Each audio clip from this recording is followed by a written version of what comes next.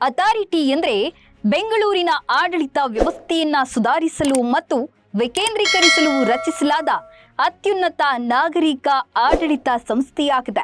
ಇದು 2025 ಸೆಪ್ಟೆಂಬರ್ 2ರಿಂದ ಅಧಿಕೃತವಾಗಿ ಕಾರ್ಯನಿರ್ವಹಿಸಲು ಪ್ರಾರಂಭಿಸಿತು.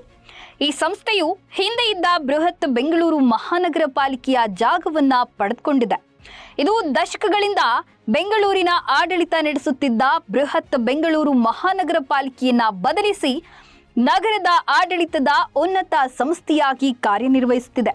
ಬೆಂಗಳೂರಿನ ವೇಗವಾಗಿ ಬೆಳೆಯುತ್ತಿರುವ ಜನಸಂಖ್ಯೆ ಮತ್ತು ಮೂಲ ಸೌಕರ್ಯದ ಅಗತ್ಯತೆಗಳನ್ನು ಗಮನದಲ್ಲಿಟ್ಟುಕೊಂಡು ಆಡಳಿತವನ್ನ ಸುಲಭಗೊಳಿಸಲು ಮತ್ತು ವಿಕೇಂದ್ರೀಕರಿಸಲು ಈ ಬದಲಾವಣೆ ಮಾಡಲಾಗಿದೆ. ಬೆಂಗಳೂರು ಮಹಾನಗರದ ಸಮಗ್ರ ಅಭಿವೃದ್ಧಿ, ಸಮನ್ವಯ ಮತ್ತು ಮೇಲ್ವಿಚಾರಣೆಗಾಗಿ ರಚಿಸಲಾದ ಅತ್ಯುನ್ನತ ಆಡಳಿತ ಮಂಡಳಿಯಾಗಿದೆ. ಸುಮಾರು 712 ಚದರ ಕಿಲೋಮೀಟರ್ ವ್ಯಾಪ್ತಿಯಲ್ಲಿ ಹರಡಿರುವ ಬೃಹತ್ ಬೆಂಗಳೂರು ಪ್ರದೇಶದ ಆಡಳಿತಾತ್ಮಕ ಹೊಣೆಗಾರಿಕೆಯನ್ನ ಇದು ಹೊಂದಿದೆ.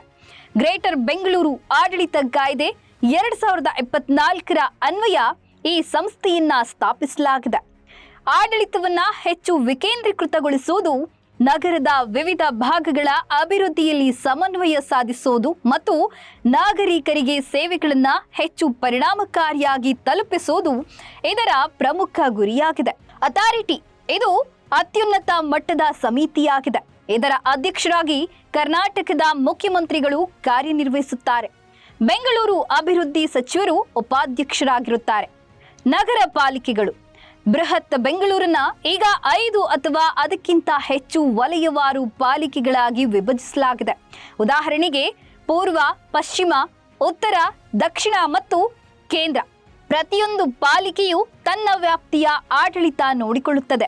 ವಾರ್ಡ್ ಸಮಿತಿಗಳು ಸ್ಥಳೀಯ ಮಟ್ಟದಲ್ಲಿ ನಾಗರಿಕರ ಭಾಗವಹಿಸುವಿಕೆಯನ್ನ ಖಚಿತಪಡಿಸಿಕೊಳ್ಳಲು ವಾರ್ಡ್ ಮಟ್ಟದಲ್ಲಿ ಸಮಿತಿಗಳನ್ನ ಬಲಪಡಿಸಲಾಗಿದೆ.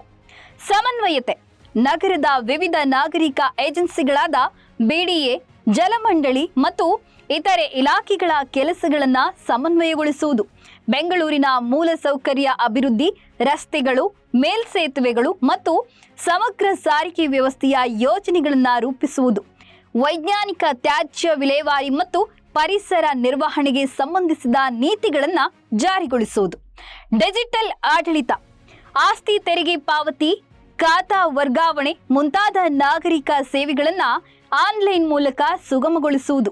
ಬೆಂಗಳೂರಿನ ಸುತ್ತಮುತ್ತಲಿನ ಉಪನಗರಗಳನ್ನು ಸಮಗ್ರವಾಗಿ ಅಭಿವೃದ್ಧಿಪಡಿಸುವ ದೃಷ್ಟಿಯಿಂದ ಉಪನಗರ ವ್ಯಾಪ್ತಿಯನ್ನ ನಿರಂತರವಾಗಿ ವಿಸ್ತರಿಸಲಾಗ್ತಾ ಇದೆ.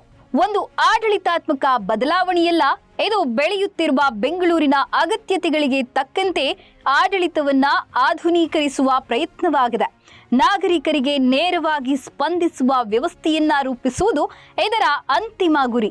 ಪ್ರಮುಖ ಹುದ್ದೆಗಳು: ಅಧ್ಯಕ್ಷರು ಕರ್ನಾಟಕದ ಮುಖ್ಯಮಂತ್ರಿಗಳು, ಉಪಾಧ್ಯಕ್ಷರು ಬೆಂಗಳೂರು ಅಭಿವೃದ್ಧಿ ಸಚಿವರು, ಮುಖ್ಯ ಆಯುಕ್ತರು IAS ದರ್ಜೆಯ ಅಧಿಕಾರಿಗಳು ಉಪನಗರದಿಂದ ದೈನಂದಿನ ಕಾರ್ಯನಿರ್ವಹಣೆಯನ್ನ ನೋಡ್ಕೊಳ್ತಾರೆ.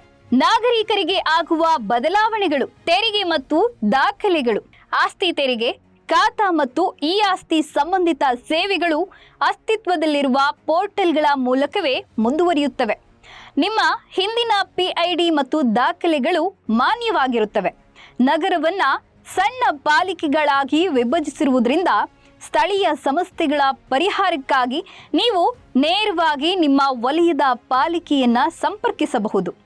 ಈ ಹೊಸ ವ್ಯವಸ್ಥೆಯು ಬೆಂಗಳೂರಿನಲ್ಲಿ ಆಡಳಿತವನ್ನ ಹೆಚ್ಚು ಪಾರದರ್ಶಕ, ಪರಿಣಾಮಕಾರಿ ಮತ್ತು ನಾಗರಿಕ ಸ್ನೇಹಿಯನ್ನಾಗಿ ಮಾಡುವ ಗುರಿಯನ್ನ ಹೊಂದಿದೆ. ಈ ವಿಷಯಕ್ಕೆ ಸಂಬಂಧಿಸಿದಂತೆ ನಿಮಗೆ ಬೇರೆ ಏನಾದರೂ ನಿರ್ದಿಷ್ಟ ಮಾಹಿತಿ ಬೇಕೇ? ಉದಾಹರಣೆಗೆ ನಿಮ್ಮ ವಲಯಕ್ಕೆ ಸಂಬಂಧಿಸಿದ ಪಾಲಿಕೆಯ ಮಾಹಿತಿ ಅಥವಾ ತೆರಿಗೆ ಪಾವತಿಯ ವಿಧಾನ ಇತ್ಯಾದಿ. ಈ ಹೊಸ ವ್ಯವಸ್ಥೆಯನ್ನ ಬೆಂಗಳೂರಿನ ಆಡಳಿತವನ್ನ ಹೆಚ್ಚು ಸುಲಲಿತ ಮತ್ತು ಪರಿಣಾಮಕಾರಿಯಾಗಿಸಲು ವಿನ್ಯಾಸಗೊಳಿಸಲಾಗಿದೆ. ನಗರವು ದೊಡ್ಡದಾಗಿರೋದ್ರಿಂದ ಒಂದೇ ಪಾಲಿಕೆ ಎಲ್ಲವನ್ನ ನಿರ್ವಹಿಸಲು ಕಷ್ಟವಾಗ್ತಾ ಇತ್ತು. ಈಗ 5 ನಿಗಮಗಳಾಗಿ ವಿಂಗಡಿಸಿರೋದ್ರಿಂದ ಸ್ಥಳೀಯ ಆಡಳಿತವು ಹೆಚ್ಚು ವೇಗವಾಗಿ ಮತ್ತು ಪರಿಣಾಮಕಾರಿಯಾಗಿ ಕಾರ್ಯನಿರ್ವಹಿಸಲು ಸಾಧ್ಯವಾಗುತ್ತದೆ. ಬೆಸ್ಕಾಂ BWSSB ಮತ್ತು BMTC ಮುಂತಾದ ವಿವಿಧ ಸಂಸ್ಥೆಗಳ ನಡುವಿನ ಸಮನ್ವಯದ ಕೊರತೆಯನ್ನ ನೀಗಿಸಲು ಉಪನಗರ ಒಂದು ಛತ್ರಿ ಸಂಸ್ಥೆಯಾಗಿ ಕಾರ್ಯನಿರ್ವಹಿಸುತ್ತದೆ.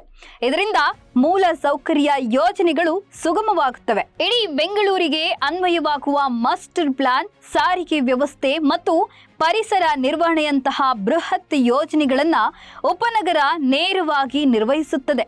ಸ್ಥಳೀಯ ಸಂಸ್ಥೆಗಳಿಗೆ ವೇಗದ ಪರಿಹಾರ, ವಾರ್ಡ್ ಮಟ್ಟದಲ್ಲಿ ಜನಪ್ರತಿನಿಧಿಗಳಿಗೆ ಮತ್ತು ವಾರ್ಡ್ ಸಮಿತಿಗಳಿಗೆ ಹೆಚ್ಚಿನ ಅಧಿಕಾರ ನೀಡಲಾಗಿದ್ದು, ಕಸದ ವಿಲೇವಾರಿ, ರಸ್ತೆ ದುರಸ್ತಿ ಮತ್ತು ಸ್ಥಳೀಯ ಮೂಲ ಸೌಕರ್ಯಗಳ ಕುರಿತಾದ ದೂರುಗಳು ತ್ವರಿತವಾಗಿ ಬಗೆಹರಿಯುತ್ತವೆ. ಪಾರದರ್ಶಕತೆ ಮತ್ತು ಜವಾಬ್ದಾರಿ, ಪ್ರತಿ ನಿಗಮಕ್ಕೂ ಪ್ರತ್ಯೇಕ ಮೇಯರ್ ಮತ್ತು ಆಯುಕ್ತರು ಇರುವುದರಿಂದ ಆಡಳಿತದಲ್ಲಿ ಜವಾಬ್ದಾರಿ ಹೆಚ್ಚಾಗುತ್ತದೆ. ನಾಗರಿಕರಿಗೆ ಸೇವೆಗಳು ಸಿಗೋದು ಸುಲಭವಾಗುತ್ತದೆ. ಆಸ್ತಿ ತೆರಿಗೆ ಮತ್ತು ಖಾತಾ, ನಾಗರಿಕರಿಗೆ ಯಾವುದೇ ತೊಂದರೆಯಾಗದಂತೆ ಆಸ್ತಿ ತೆರಿಗೆ, ಖಾತಾ ಮತ್ತು ಆಸ್ತಿ ಸೇವೆಗಳು ಮೊದಲಿನಂತೆಯೇ ಆನ್ಲೈನ್ನಲ್ಲಿ ಮುಂದುವರಿಯುತ್ತವೆ. ಈ ಪ್ರಾಧಿಕಾರವು ರಾಜ್ಯದ ಮುಖ್ಯಮಂತ್ರಿಗಳ ನೇತೃತ್ವದಲ್ಲಿ ಕಾರ್ಯನಿರ್ವಹಿಸುತ್ತದೆ. ಇದು ನಗರದ ಅಭಿವೃದ್ಧಿಗೆ ರಾಜಕೀಯ ಇಚ್ಛಾಶಕ್ತಿಯನ್ನ ಬಲಪಡಿಸುತ್ತದೆ. GBA ಎಂಬುದು ಬೆಂಗಳೂರನ್ನ ಹೆಚ್ಚು ಸುಸ್ಥಿರ ಮತ್ತು ಜನಸ್ನೇಹಿ ನಗರವನ್ನಾಗಿ ಪರಿವರ್ತಿಸಲು ಕೈಗೊಂಡಿರುವ ಆಡಳಿತಾತ್ಮಕ ಸುಧಾರಣೆಯಾಗಿದೆ.